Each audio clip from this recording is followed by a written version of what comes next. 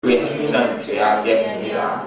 그 손에는 강포한 행술이 있으며 그 발은 행악하기에 빠르고 무대한 피를 흘리기에 신속하며 그 사상은 죄악의 사상이라. 방패와 파멸이 그 길에 비춰졌으며 그들은 평강의 길을 알지 못하며 그들의 행하는 곳에는 공의가 없으며 좁은 길을 스스로 만드나니 무릇 이 길을 밟는 자는 평강을 알지 못하느니라. 아멘.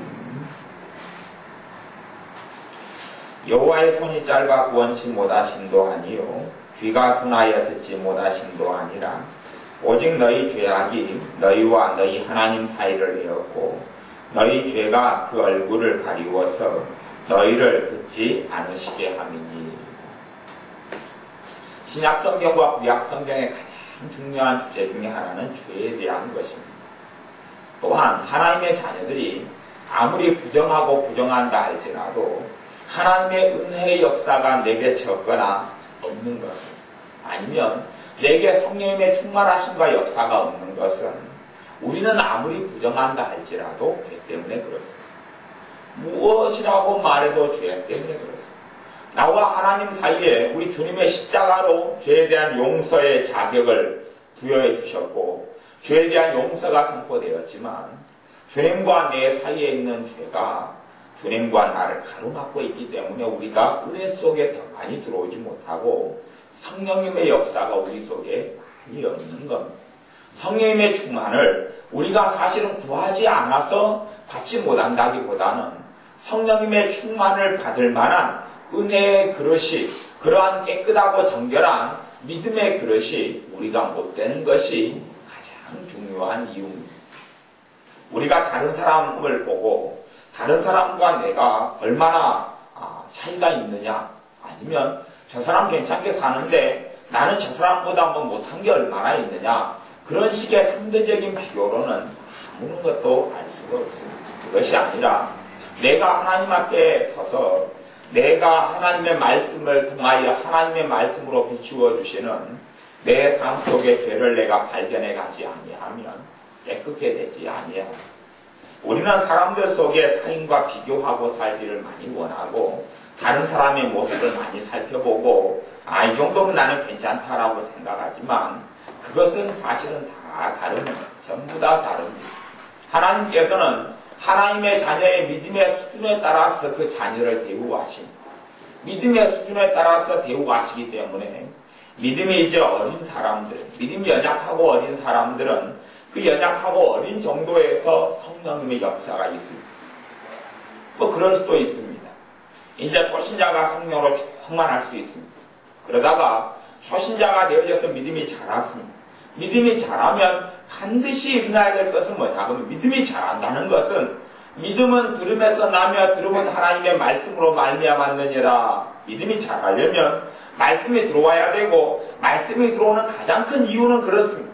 말씀을 통하여 하나님의 뜻을 깨닫고 의를 깨닫고 죄를 깨닫고 회개가 일어나야 하는 것이지요. 그런데 삶이 똑같습니다. 그리고 말씀을 듣는 것도 있지만 말씀을 깨닫거나 회개되는 삶 속에 나아가지도 않습니다. 그러니 초신자에서 이제는 조금 믿음 연수가 되고 신앙 연수가 되었는데 성령님의 역사는 소멸되어 버리는 겁니다. 수련은 똑같이요. 그 사람 내가 5년 전에 믿었을 때보다 내가 지금은 조금 나아졌는데 왜 5년 전에 성령님의 충만한 역사가 있었고 지금은 없으냐 이렇게 생각합니다. 그런데 주님께서 그 사람을 보시기에는 5년 전보다 훨씬 못하다 이렇게 보시는 거죠. 아이가 태어날 때 태어나서 엄마의 젖을 먹고 그리고 아이가 마음대로 뛰놀고 살면 엄마는 아이가 굉장히 건강하고 잘 자란다 그러면 그 수준에서 그게 맞아요. 그래서 태어나면 똥도 뭐 꾸직꾸직 싸면 사랑이 많은 아빠 같은 경우는 기저귀를 지켜보더니 노랗고 향기로운 똥이구나. 똥도 이쁘게 잘 싸지. 그런데 그래서 똥만 잘 싸도 엄마 아빠는 기뻐하고 감사해야 합니다. 그런데 그것이 시간이 지나서 자식이 20살이 됐습니다. 그리고 자식이 길 가다가 전화를 여러분에게 핸드폰을 했어요. 엄마 똥 마려워. 그래 엄마 화장실에 가서 놀아. 엄마 그냥 나 걸어가다가 싸할래. 그리고 뿌직 걸어가면서 쌌습니다. 엄마가 무슨 소리냐? 가다가 쌌어? 어디에서? 길 걸어가다 쌌는데 엄마가 축축 안 해? 뭐 질척질척하게 걸어가는, 엉거주춤하고 걸어갔지요. 갔더니 엄마가, 야, 바지를 벗어봐라. 똥을 냄새를 맡아보고 하더니, 야, 향긋하게 잘 쌌네. 건강도 해라. 그런 엄마 아빠는 아무도 없습니다. 왜냐하면, 어린아이가 컸기 때문에 그렇습니다. 컸기 때문에. 컸는데, 그 수준에서, 내가 1살 때 누리고자 하는 수준에서 다 누리려고 해봐야, 누리질 못한 그런 면에서는, 신앙이 어릴 때 성령 충만과 은혜를 받기가 훨씬 쉽습니다. 신앙이 어릴 때 성령 충만을 받고 은혜를 받기가 훨씬 쉬운데, 신앙이 성장하고 자라면서도 그 신앙의 어린 신앙의 수준에 있어 버리면, 그러면서 왜 5년 전에 있었던, 왜 10년 전에 있었던 그 감격과 은혜와 기쁨이 없을까? 당연히 없지요. 수준이 틀린 거예요. 수준이 틀려요. 아이들이 어려서 5살 때, 7살 때에 서로 과자를 많이 먹겠다고 싸움박질을 하면 용납이 좀 가능합니다. 철이 없기 때문에 그렇지. 그러다가 20살이 돼가지고 서로 형제간이 더 많이 먹겠다고 싸움박질을 하면 이제 안 죽을 만큼 터져야지요. 그래야지 정신을 차립니다. 그런 것만큼 아이들이 자라면 기대의 수준도 틀려요. 부모도 자식을 잘 양육하는 부모는 아이들의 자람에 따라서 책임을 다르게 지웁니다. 똑같이 지우지 않습니다. 요구가 틀립니다. 대신에 자유도 좀 더 주고 책임도 더 심각하게 묻습니다. 그럴 때 아이들이 사람다운 자식이 됩니다. 그냥 5살 때 해주던 것 똑같이 해주고 10살 때 똑같이 해주고 20살 때 똑같이 해주고 그러면 그거는 이제 어린 자식으로 살다가 민폐 맞게 있지든지 사람다운 노릇을 못하고 그냥 살다가 마칩니다. 부모가 자식을 위해서 기도를 많이 하면 안 그렇다고요? 아니요. 기도하고 상관없이 내가 책임을 못하면 그냥 그래요. 하나님 말씀에 기도하면 그런 부분에 자식을 하나님 도와준다 그런 말씀은 없습니다. 그런 약속은 성경에 없습니다. 내가 그래서 자식을 키울 때는 아이가 5살 때는 부모가 더 많이 책임을 지고 절 요구하지만 더 보호해주고 점점 보호를 덜 하면서 이제 더 잘 가르치고 권한도 주면서 책임도 더 지우게 하고 그러면서 자녀를 지혜롭게 양육해야 하나님께서는 또한 우리를 그렇게 양육해 가십니다. 그러니 내가 10년 전에 믿을 때하고 지금과 차이가 하나도 없는데 10년 전에 은혜 충만한 것이 지금도 있기를 바라면 그건 절대 이루어지지도 않고 주님 보시기엔 내가 죄가 훨씬 많은 것으로 보입니다. 그러니 하나님의 말씀에는 죄를 지적하시고 죄에 대한 말씀들이 성경에 가득합니다. 신앙이 어린 자녀는 저도 초신자가 한 달에 한 번 교회 예배드려 나오면 저는 기쁩니다. 그렇지요.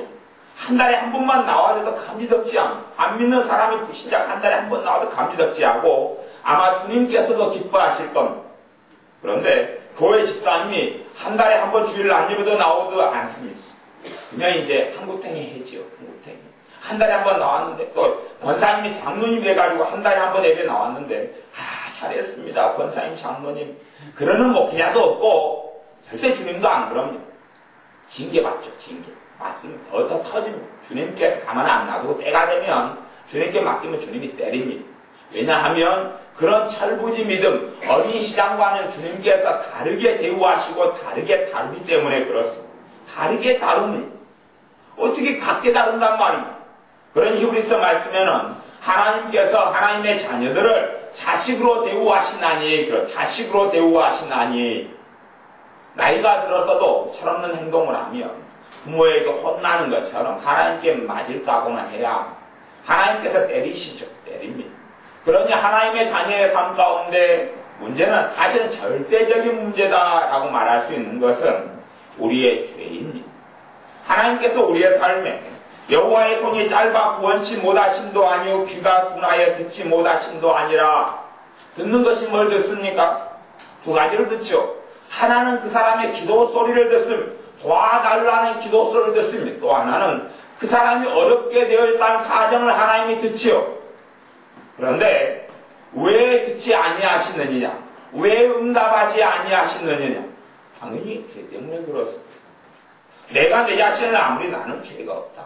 나는 별게 아니다. 나는 내 삶 속에 흠이 별로 없다고 말할지 몰라도 하나님께서 내 삶의 구원의 역사를 풍성하게 못 이루어주시는 이유는 내 죄 때문에 그렇습니다. 그러니 우리가 하나님의 말씀을 통하여 죄를 발견하고 그 죄를 끌어안고 주님의 십자가 앞에 나가고 애통함으로 나아가서 자유함을 얻어야 얼마든지 자유함을 얻을 수 있도록 주님의 십자가가 서 있고 주님의 영원한 보혈이 우리에게 주어졌고 그 효력을 발휘한 대신 우리가 회개치 아니하면 죄를 정리해 가지 아니하면 각자마다 주님께서 요구하시는 죄가 틀릴 겁니다. 각자마다 주님이 요구하시는 죄가 틀립니다. 믿음이 장성한 사람이 되면 장성한 사람이 되고 어느 정도 믿음이 큰 사람이 되면 주님께서 지적하시는 죄의 양상이 틀려집니다. 그런 사람에게는 사무엘의 말씀이 들려올지도 모르겠습니다. 사무엘 선지자가 그렇게 고백하지요. 내가 너희를 위하여 기도를 쉬는 죄를 범치 않겠다. 너희를 위하여 기도를 쉬는 죄를 범치 않겠다. 믿음이 어린 초신자에게는 기도를 쉬는 죄, 다른 사람을 위해 중보 기도를 쉬는 죄, 나라와 민족을 위해서 기도하지 않는 죄, 죄를 교회를 위하여 기도하지 않는 죄, 그런 것은 죄가 안 될 겁니다. 죄가 안 될 거예요. 그 수준의 죄가 안 돼요. 한 살짜리가 태어나서 엉덩이에 똥 누는 게, 똥 누는 말에서 똥 누는 게 죄입니까? 죄가 아닙니까? 죄가 아니에요. 어린아이는 태어났으면 똥 눕니다. 그리고 아이가, 1년 돼서 돌이 됐으면 똥 마려워도, 우리미 주원이가 돌이 이제 지났잖아. 똥 마려워도 이놈들아, 화장실에 가서 보고하고 싸야지. 왜 기저귀에 싸냐? 그래도 그건 아이들은 그냥 기저귀에 싸는 겁니다. 대신 그러다가 10살이 돼서 똥 마렵다고 그냥 속옷에다 그냥 싸버리면 그건 죄가 되는 것. 그러듯이 하나님의 자녀가 성장함에 따라서 성령님께서 내게 적용시켜 주시는 말씀이 들립니다. 그래서 어떠한 믿음의 수준에 이른 사람에게는 그 사람이 주님 앞에서 기도가 쉬는 죄가 있을 때 쉬는 것을 성령님께서는 죄라고 보시고 그것이 쌓여가면 쌓여갈수록 내 안에 성령님을 근심하시고 성령님의 역사는 소멸돼 갑니다. 그러니 너희는 성령을 근심되게 하지 말라 이렇게 말씀하는 겁니다. 또한 믿음이 어린 사람은 믿음이 적지요. 믿음이 연약해요. 그래서 소자야 그렇게 주님께서 소자에 대해서 참 많이 믿음이 어린 사람은 소자야 그럽니다. 나이가 어린 사람이 아니라 믿음이 어린 사람이 소자입니다. 근데 소자는 당연히 믿음이 어리고 믿음이 적습니다. 그런데 어느 때 믿음이 성장하고 자라갈 때가 됐는데도 믿음이 자라가지 않으면 그때는 믿음이 적은 것이 죄가 됩니다. 그렇기 때문에 주님께서 주님의 제자들을 오랫동안 말씀을 가르치고 오랫동안 양육했습니다. 그런데 제자들의 믿음이 적은 것을 보고 어느 때부터는 주님께서 공생애가 3년이나 되어지는 그 시점 앞뒤 시점에서는 주님께서 제자들에 대하여 믿음이 적은 것을 책망합니다. 왜 그러냐 하면 죄이기 때문에 그렇습니다. 죄이기 때문에 그렇습니다. 그리고 하나님의 말씀에는 믿음으로 행치 아니하는 모든 것이 죄니라 그렇게 말씀합니다. 장성한 자들, 믿음이 어려운 것 된 자들에게 주님께서 말씀합니다. 믿음으로 행하지 아니하는 모든 것이 죄니라. 그리고 믿음의 성숙한 자들에게 그렇게 말씀합니다. 그러니 성령님이 역사하셔서 말씀 우리에게 깨닫게 하시고 우리에게 적용시키는 게 들립니다마는 뭐라고 이야기해도 하나님이 내게 은혜를 안 주고 싶어서 안 주시는 것도 아니고 성령님의 역사가 누구는 차별하시기 때문에 누구는 있고 누구는 없는 것이 아니고 우리의 죄 때문에 그렇습니다. 다른 사람은 다른 사람과 비교하는 죄하고는 상관없고 하나님과 내 사이의 1대1의 죄 때문에 그거의 관계 속에서 2절에 이사야 59장 2절에 오직 너희 죄악이 너희와 너희 하나님 사이를 내었고 거리를 벌렸다는 이야기죠. 거리를 벌렸다는 이야기. 그래 야고보서 말씀에도 죄인들아 손을 깨끗이 하라 그렇게 교회에 말씀하는 거예요. 하나님의 자녀들에게 죄인들아 손을 깨끗이 하라 마음을 성결케 하라 그렇게 말씀하는 것. 우리의 책임이죠. 죄를 용서해 주시는 것은 하나님의 능력이요 죄를 고백하는 것은 우리의 책임이죠. 그러니 우리가 내 삶의 어떤 아픔과 눈물에 대하여 내가 스스로 책임지지 않고 내가 스스로 회개하지 않는다면 그러면 하나님의 용서하심도 받지 못합니다. 예를 들어 그럴 수도 있죠.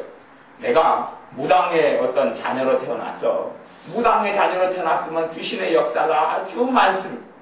귀신의 역사가 내 삶 속에 많으니 기도 생활도 힘들고 삶도 굉장히 고통스럽죠. 그것 때문에 그 귀신의 역사를 정리하기 위하여 해야 될 것이 있는데 그건 회개죠. 그런데 내가 안 좋은 가정에서 태어났고 안 좋은 부모에게 태어났으니 귀신의 역사가 세고 힘듭니다. 그렇게 한다면 하나님께서 절대 그 귀신의 역사가 정리되도록 역사 안 하십니다. 왜냐하면 회개라는 것은 자기가 책임지지 않으면 절대 안 되기 때문에 그렇습니다. 가령 우상 숭배로 인한 하나님의 심판과 하나님의 저주는 3, 4대까지 갑니다. 3대, 4대까지 우상 숭배로 인하여 귀신의 역사가 나타나고 죄의 결과가 나타나고 하나님 말씀의 일점이력도 변함이 없기 때문에 똑같이 그렇게 나타납니다. 그런데 오히려 그것보다 이 동성애로 인한 저주는 더 세서 다시 이야기하면 성적인 부분으로 인한 죄는 더 세서 10대까지 책임을 문다. 10대까지. 그 구약 율법에 나와 있는 것.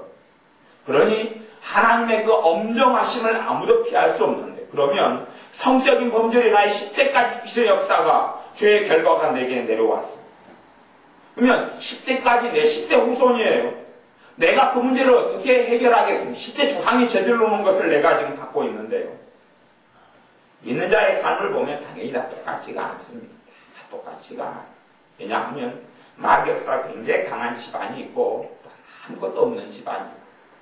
목회자들이 자기 부모가 믿음 생활하고 자기 할아버지 할머니가 믿음 생활해서 믿게 된 목회자들은 삶이 평탄해서 영적인 세계를 몰라도 그냥 별 문제 없이 목회하고 사역합니다. 근데 그런 사람은 그렇게 생각해요. 귀신의 역사도 없어.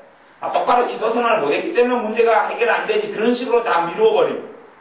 아니 죄 때문에 그렇지 해도 제가 지금 이 이사야 59장에서 죄에 대하여 나누는 것하고 그런 분들이 이야기하는 죄에 대한 것하고는 다른 이야기입니다. 실제로 다른 이야기.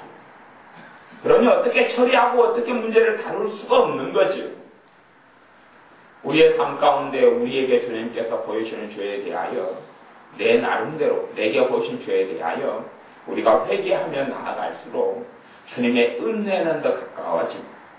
하나님을 가까이 하라 그리하면 너희를 가까이 하시리라. 하나님을 가까이 하는 방법이 뭡니까? 하나님을 가까이 하는 방법이 내 죄를 하나님과 내 사이를 거리를 멀게 한 죄들을 처리하는 것이 무엇보다도 첫 번째 하나님과 가까이 하는 겁니다. 성령으로 충만하게 해 주옵소서. 에베소 5장 말씀대로 하나님 뜻대로 하는 기도입니다. 그런데 그런 기도가 응답되지 못하는 이유는 죄 때문에 그렇습니다. 하나님 보시기에 성령님은 그냥 영이 아니시고 그냥 하나님의 영이 아니시고 성령 거룩할 성자 거룩한 영이십니다. 거룩한 영. 내가 똥통 속에서 헤엄치고 있으면서 성령이여 임하시옵소서. 성령이 똥통 속에 안 임합니다. 내가 쓰레기더미에서 놀고 있으면서 성령이여 임하시옵소서. 성령 쓰레기더미 안 임합니다. 그러듯이 우리가 목욕탕으로 가고 성령께서 임하시기 전에 역사하시기 전에 하시는 게 뭡니까? 그가 오시면 너희에게 죄에 대하여 의에 대하여 심판에 대하여 알리시리라. 그렇게 말씀하는 그분이 임하실 때에 먼저 죄를 의에 대하여 하나님 뜻이 무엇인가? 무엇이 하나님 기쁘시게 하는 삶인가? 하나님의 심판이 얼마나 엄정하고 두려운가? 알려서 회개해야 합니다.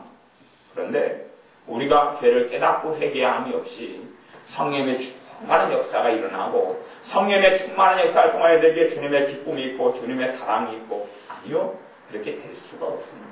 그렇게 될 수가 없어요. 왜냐하면 우리의 죄악이 우리와 우리 하나님 사이를 내었고 너희 죄가 그 얼굴을 가리워서 너희를 듣지 않으시게 함이니 우리의 기도가 응답받지 못하는 이유 때로는 응답이 없는 이유 응답이 제대할 수는 있어요. 그러나 거꾸로 오래 제된다고 생각하지만 아예 없는 경우도 너무 많이 있어요. 그러다가 어느 때 되면 우리가 기도 제목을 바꿔버리지요. 응답이 없으니 언젠가 응답하실 거라는 막연한 기대를 하다가 바꿔버립니다. 이유는 뭐냐 그러면 우리 죄가 그 얼굴을 가리워서 주님께서 우리를 안 본단 말이죠. 안 보고 우리의 기도에 응답하지 않습니다. 이는 너희 손이 피해 너희 손가락이 죄악에 더러워졌으며 너희 입술은 거짓을 말하며 너희 혀는 악독을 바람이라. 그러면서 죄에 대해서 쭉 이야기합니다. 특별히 이사야서 같은 경우는 죄에 대하여 심각하게 이야기하는 말씀이 이사야 성경입니다. 이사야 58장 1절도 봐보세요. 계속 죄에 대하여 말씀합니다. 이사야 58장 1절에 크게 외치라 끼지 말라 내 목소리를 나팔같이 날려 내 백성에게 그 허물을 야곱 집에 그 죄를 고하라. 그러지요? 죄를 이사야 57장에도 의인이 죽을지라도 마음에 두는 자가 없고 자비한 자들이 취하여 감을 입을지라도 그 의인은 화액전에 취하여 감을 얻은 것인 줄로 깨닫는 자가 없도다. 그러면서 3절에 무녀의 자식 간음자와 음녀의 씨 너희는 가까이 오라. 너희가 누구를 희롱하느냐. 그리고 하나님께서 죄에 대하여 구약 성경이든 신약 성경이든 신자 불신자 모든 사람에 대하여 하나님의 죄에 대하여 선포합니다. 그런데 하나님 백성의 성경을 읽을 때에 죄에 대하여 지적하는 가장 중요한 주제인데 주님께 십자가에 달리신 이유도 내 죄 때문에 인함인데 죄에 대하여 지적하는 하나님의 말씀은 보기를 싫어합니다. 내 삶에 왜 황폐함이 찾아옵니까? 무엇이라고 말해도 죄 때문에 그렇습니다. 한 단계 깊이 들어가서 이야기하자면 내 마음에 상처를 입는 것, 상처가 죄입니다.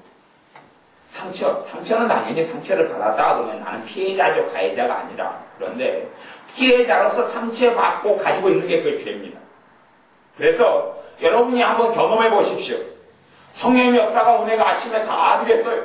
그러다가 내 마음에 상처를 받았어요. 내 상처를 받았어요. 마음이 상해버렸어요. 성령의 역사 하십니까? 안 하십니까? 안 하신단 말이에요. 남편과 아내가 우당탕탕 싸워서 남편이 좀 목소리가 크고 주먹을 확 날리니 아내가 샥 피하면서 상처를 받았어요. 그러면서 에이 뭐 더러워서 피하지 내가 어쩌냐. 그리고 참으면서 속으로 쿵시쿵시대는 마음이 상했어요. 이놈 인간과 내가 언제까지 살아야 되냐 이렇게 마음이 상했어요. 그 다음에 기도가 잘 됩니까? 안 됩니까? 돼요. 예배가 잘 안 돼요. 왜냐하면 마음에 상한 것 자체가 죄이기 때문에 그래요. 상처를 드러내서 주님 앞에 그 죄를 회개해야 돼요. 상처를 물론 주님은 치유해 줍니다. 하지만 상처라는 것은 용서하지 못하는 것이 쌓이는 것이 그 죄로 되어서 역사하는 게 상처입니다. 엄마가 잘 공부를 안 가르쳐서 공부에 대한 한이 있을 때 한이다 상처. 한과 상처는 같은 말입니다. 한들이 내게 있습니다. 그것만큼 죄의 무게가 되어져서 주님의 심판대 앞에 섰을 때 너희가 선악간에 행한 것을 직보하리라. 너희가 선악간에 하나님께서 그의 백성을 심판하시리라. 이게 성경 말씀입니다. 심판은 하나님의 집에서 교회도 다 심판 대상이지 교회는 심판하는데 반쪽 심판만 한다, 상급 심판만 한다 성경이 없습니다. 그게 아니고 선악간에 다 우리가 사도 바울이 포함해서 우리가 선악간에 행한 대로 받으리라 이렇게 말씀하는 거예요. 깊이 이야기한다면 하나님의 자녀가 죽은 다음에 천국과 지옥으로 가고 그 영혼이 있는 다음에 주님의 재림을 준비함. 재림이 있는 다음에 재림이 있을 때에 이 악인과 선이 다 부활함. 사망의 부활과 생명의 부활로 다 부활함. 몸을 가지고 다 부활합니다. 그들이 이제 어디에서 모입니까? 악인도 선인도 다 모입니다. 부활하는 몸을 가지고. 어디에서 모이지요? 심판대 앞에 모입니다. 심판대는 천국도 지옥도 아닙니다. 거기에서 그 천국도 지옥도 아니에요. 그리고 그 심판대 앞에서 우리가 이제 회개되지 않은 죄들은 다 고함. 거기서 다 자백하고, 다 고백하고, 하나님과 변론에 들어가고, 당연히 변론에서 이길 사람은 아무도 없지요. 다 하나님 앞에 직고함. 그리고 다 거기서 수치를 당하고, 거기서 무슨 일이 벌어지고 그 기간이 얼마나 되는지, 그 성경이 침묵합니다만은 반드시 그런다. 라고 사도 바울은 반복에 이야기하고, 베드로 사도도 반복에 이야기하고, 신학적으로는 야 믿는 사람이 천국에 가고 상급 심판 받아. 거짓말입니다. 그건 성경이 말하는 범위를 넘어서서 하는 뻥치는 거죠. 성경은 그렇게 전혀 이야기하지 않습니다. 바울도 그렇게 이야기하지 않고 베드로도 이야기하지 않고 주님도 결코 그렇게 이야기하지 않습니다. 이 사람들이 딱 성경에 가는 데까지만 가고 안 가면 멈춰야 되는데 가는 데를 넘어서서 자기의 어떤 사명과 자기의 논리를 가지고 한 단계 더 들어가 보니 거기에서 말씀에 더하거나 빼는 자가 생겨나는 것이지요. 그러니 하나님께서 우리에 대해서 죄를 다루는 것, 이걸 심각하게 여겨야. 저는 이번에 집회를 하면서 월화수 집회를 하고 어젯밤에 그렇게 밤 12시 가까이 돼서 왔는데 가장 심각하게 느낀 죄가 있어요. 제 입장에서는 제가 말씀을 전하면서 제가 알고 있는 게 아니고 성령님께서 어떤 부분은 제 입을 통해서 말씀하셨는데 그것이 제가 그걸 들으면서 가장 심각한 죄로 알았어요. 그것이 말씀 가운데 수요일 밤에 전했던 말씀인데 인터넷 교회 카페 들어가서 들으면 들을 수 있어요. 근데 거룩한 것들을 통해 짓는 죄, 그런 제목으로 말씀을 나누었는데 사실은 죄 중에서 가장 큰 죄는 거룩한 것들을 통해 짓는 죄입니다. 무슨 말이냐 하면 거룩한 것들이라는 것은 뭐냐 하면 예배, 기도, 찬양, 말씀, 이게 거룩한 것들입니다. 성찬, 본거전서 11장, 10장 이런 데 보면 성찬을 통하여, 성찬은 축복의 장, 축복의 떡이에요. 성찬을 제정하신 것은 주님께서 교회를 뭐 하시려고 주신 거예요? 축복하시려고 주신 거예요. 그런데 축복의 결과가 아니라 심판의 결과가 본거전서에 성찬을 통한 결과가 나와 있어요. 성찬을 통해 어떻게 됐다 그럽니까? 너희 중에 성찬을 잘못해서 병든 자가 많고 잠자는 자도 많고 약하였다고 약해. 몸이 만성병이 들어왔다. 만성병이. 조금 하면 지치고 피곤하고 잠자는 자는 죽었다냐. 죽었어요. 대신 왜 잠잔다 하냐면 지옥에 안 가고 구원받은 사람을 성경에 잠잔다 그렇게 이야기합니다. 그러니 완전한 심판이 아니라 이 땅 위에서 더 이상 죄 안 짓게 하려고 주님께서 이 생명을 걷어버리는 것이 잠잔다. 그런 일이 벌어졌어요. 난 병든 자가 많다. 병든 자가 많다. 고린도 교회 병 고치는 은사는 굉장히 강력한 교회였는데 병든 자가 많았어. 병 고치는 은사로 성찬을 통하여 죄를 짓고 병든 사람이 고쳐지지 않기 때문에 그렇습니다. 회개해야지 고쳐지죠. 근데 성찬으로 나는 죄를 안 지었다. 안 고쳐지죠. 아무리 병 고치는 은사 할아버지가 기도를 해줘도 안 고쳐집니다. 성찬으로 죄를 지었기 때문에. 성찬은 주님이 제정하신 가장 큰 축복의 통로입니다. 그런데 이 성찬을 우습게 한 거지요. 이 성찬을 통하여 내 죄가 용서함 받고, 이 성찬을 통하여 내가 영적으로 주님과 만나고, 그런 것을 이해하지 못하고 단지 그냥 포도주 한잔 마시고 떡 하나 먹고 밥 먹는 모임으로 만들고, 옛날에는 성찬식이 식사를 대신해서 했는데 많지 아니었는데 서로 더 많이 먹으려고 다투고 싸우고, 왜냐하면 새끼 먹기 어려웠던 시절이었기 때문에 그렇습니다. 요즘같이 배가 부른 때는 성찬으로 해도 더 먹으려고 발버둥을 안 치는데 그 당시에 성찬식 때는 그걸로 한 끼니를 때웠기 때문에 아둥바둥하고 더 먹으려고 달려들었고, 그러면서 주님의 거룩한 피와 주님의 몸을 모욕하고 멸시했고 심판이 임하였습니다. 그러듯이 하나님께서 하나님의 자녀에게 준 가장 거룩한 것들을 통하여서 가장 큰 죄를 짓습니다. 우리가 친구끼리 만나고 대화할 때는 무슨 말을 해도 그게 죄가 안 됩니다. 장난치고 까불고 해도 되지요. 근데 예배 때 장난치고 까분다. 여호와 이름을 망명때 읽었지만 전능하신 하나님 앞에 서서 예배 때 까불고 장난친다.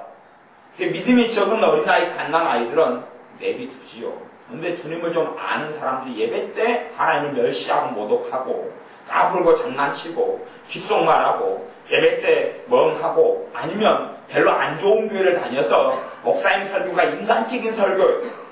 그러면서 또 인간적인 설교, 안 좋은 설교를 듣고 있으면서 그때 하는 것이 정죄고 판단이 일어납니다. 근데 그럼에도 불구하고 그것은 예배예요. 아무리 그 설교가 인간적으로 잘못된 이야기를 하고 있어도 그걸 딱 받아들여야 한다는 이야기를 하는 게 아니고 하나님 앞에 정말로 죄송한 마음을 가지고 예배에 참석하고 앉아있어야 합니다. 주님, 내가 정말 하나님 말씀을 듣고 내가 순종하고 복종해야 되는데 도저히 들을 이야기가 아니어서 들을 하나님 말씀이 아닌가 내가 못 받아들이고 있습니다. 용서해 주십시오. 긍휼히 여겨 주십시오. 그런 경외하는 마음으로 있어야 되는데 예배를 멸시해버리는, 예배를 멸시해가 내가 해도 낫겠다. 누가 해도 니보다 낫겠다. 우리 뒷집에 멍멍이가 니보다 낫겠다. 제 목사님 설교를 판단하고 제가 안 좋은 목사님인 경우를 일단 극단적으로 듣는 거예요. 극단적으로 그냥 좋지 않은 이야기를 하는 사람, 인격적이지 않고 비인격적인 목사님이 예배를 인도하는 것을 제가 예로 드는 거예요. 근데 그런 데서 몇 개월 죄를 지어버리잖아요. 귀신에게 문을 열어줘. 통로가 열려버리고 마귀의 저주가 내 삶 속에 들어와 버리고 마귀의 저주가 예배를 통한 반년만 돼도요. 마귀가 드글드글하게 내 삶 속에 들어와 버리고 왜냐하면 가장 거룩한 것을 통하여 죄를 많이 지었기 때문에 그렇습니다. 기도요. 너희는 중언부언하지 말고 우리가 기도할 때 죄를 굉장히 많이 짓습니다. 기도할 때 되면 누구 앞에 기도하는 겁니까? 하나님 앞에 있는 거죠. 하나님 앞에 있는 건데 하나님 앞에 있는 줄을 몰라요. 사실 예를 들어서 밥 먹는 식기도 밥 먹을 아침, 점심, 저녁 먹을 때 감사합니다 기도하죠. 근데 전능하신 하나님 앞에 사는지를 모르고 별로 습관적으로 밥 있네? 잘 먹겠습니다. 아무런 의미가 없어요. 아무런 의미, 차라리 그래서 오히려 거꾸로 전한 한국 사람들에게 좀 오히려 믿는 사람들의 그런 생각들이 한편으로는 차라리 그런 식기도를 하면은 안 하는 게 낫다. 안 하고 먹어도 괜찮지 않겠느냐. 차라리 그렇게 해서 죄를 지을 바에요. 또한 주기도문과 사도신경 같은 경우도 습관적으로 하는 거예요. 중언부언은 뭐냐? 그러면 똑같은 기도를 반복해서 하는 게 중언부언이 아니에요. 반복해서 하는 기도가 중언부언 같은 주기도문도 하지 말아야지요. 아니면 사실 우리 기도 제목이 다 비슷하지 않습니까? 자식을 위해 기도할 때 다 비슷하지 뭐 맨날 바뀝니까? 바꿔하는 기도 제목이죠. 똑같은 걸 반복하는 게 주기도문이 아니고 마음을 담지 않는 게 중언부언이에요. 마음을 담지 않고 신령과 진정으로 몸을 다하여 마음을 다하여 정성을 다하여 기도하지 않는 게 중언부언이에요. 참지 않아요. 그러니 사실은 기도가 많으면 많을수록 죄가 쌓여갈 수도 있죠. 죄가 너희를 듣지 않는다 하잖아. 하나님께 내가 하는 기도를 하나님이 안 들어버려요. 내 죄 때문에. 하나님 말씀도 그러는 거죠. 어떤 사람들의 성경 읽는 게 경쟁이 돼가지고 성경을 자기의 만족을 위해서 읽고 하나님 말씀 순종하기 위해 읽는 것이 아니라 내가 지식을 쌓기 위해서 읽고 막 그런 거지요. 그러면서 하나님 말씀을 못 얻게. 오히려 읽는다면 오히려 훨씬 좋아요. 저는 읽는 것은 더 좋다고 생각해요. 읽고 보는 것은 좋아요. 하나님 말씀 순종하는 행위가 되기 때문에. 근데 하나님 말씀에 대하여 우습게 알고 없이 여기는 것들이 우리의 삶 속에 또한 많을 수 있어요. 그래 실제로 사실은 그래서 우리가 생각하기에는 일반 그냥 내가 몸으로 일하는 직업과 직장생활 하는 사람이 은혜를 더 누리겠네, 누리기 쉬우냐, 아니면 맨날 기도하고 맨날 예배하는 목회자들 은혜를 더 받기 쉽겠느냐 할 때 사실은 목회자보다는 목회자는 어렵습니다. 어려워. 왜냐하면 거룩한 것들을 가지고 죄를 제일 많이 지어요. 거룩한 것들을 가지고. 차라리 내가 하루 내내 꽃갱이 지나면 죄 지을 것이 없어요. 그게 뭐 죄가 됩니까? 근데 예배도 하나님 앞에서 안 하고 하나님의 말씀을 전하지 않고 내 인간적인 이야기로 주님이 담아주는 것이 아니라 내가 하고 싶은 말로 찬양도 마음을 담지 않고 신령과 진심을 담지 않고 그냥 노력을 하고 뭐 그렇게 돼. 하나님을 모독하는 일들이 사실은 가장 거룩한 것들에서 일어나는 거예요. 그래서 그런 죄를 제가 이번 집회 때 제 자신이 느꼈어요. 그리고 이것은 장기간 회개해야 됩니다. 장기간. 한 번, 두 번 해야 되는 게 아니라 정말 깊이 있게 내 가슴을 치고 애통하면서 회개해야 될 정도입니다.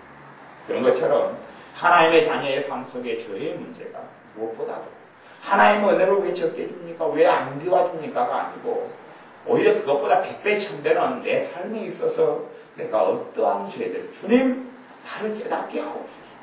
내게 정한 마음을 주옵소서. 시편의 기자가 기도하듯이 내가 하나님의 바른 길을 알게 하옵소서. 그렇게 기도하듯이 우리의 삶 속에 주님께서 내 기도를 듣지 않으시는 것은 주님께서 내 삶 속에 은혜와 기쁨으로 함께하지 않는 것은 주님께서 나와 동행해 주시지 않는 것은 내 죄 때문에 그렇습니다.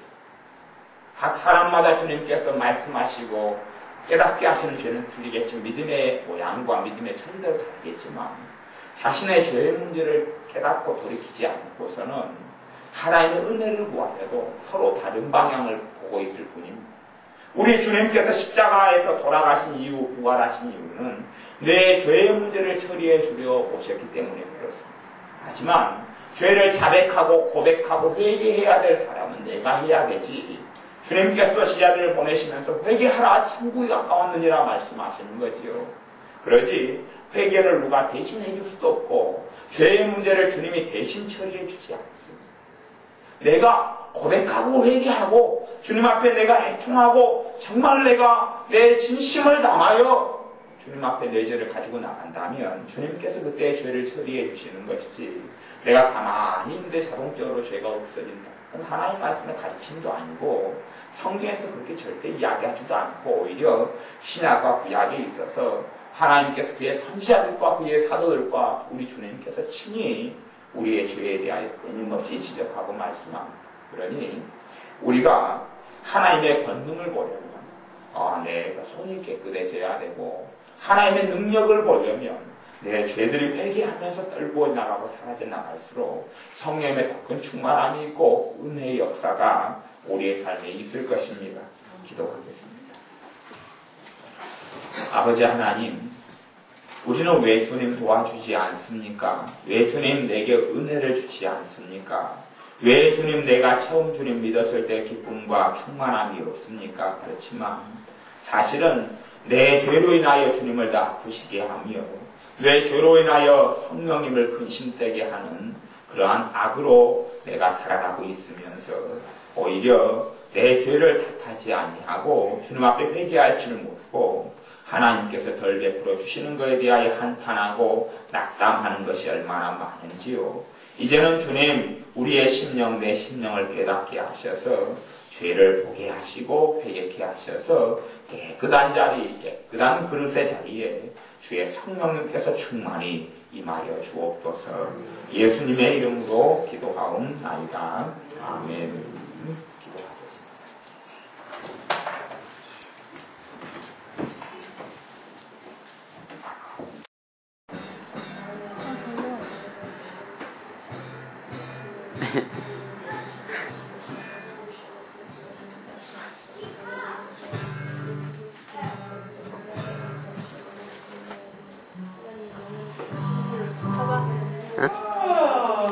잡으라고. 뭐지? 이걸?